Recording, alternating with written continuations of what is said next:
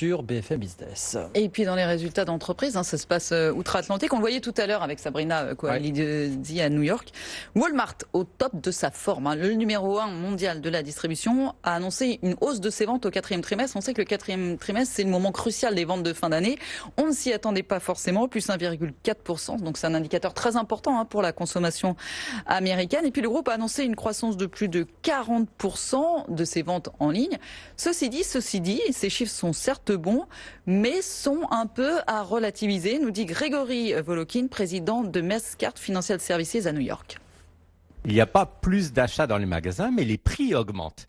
Et c'est clair que c'est ce qui est en train de se passer chez Walmart et qui explique en fait ces bons chiffres.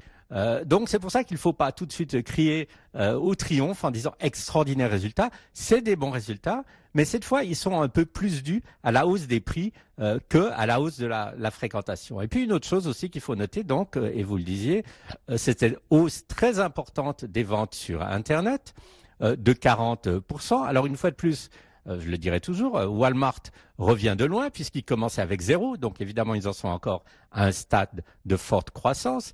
Et au niveau des ventes sur Internet, ils ont été extrêmement aidés. Par quoi? Par le malheur des autres, par la faillite et la clôture de Toys R Us. Ils n'ont jamais vendu autant de jouets sur Internet. Donc je dirais, c'est pas des résultats en demi-teinte, c'est des très bons résultats, mais qui, si on les regarde un peu en détail, montrent des grandes tendances quand même au niveau de la distribution, et ça sera vérifié sur les autres chaînes de magasins. Ouais.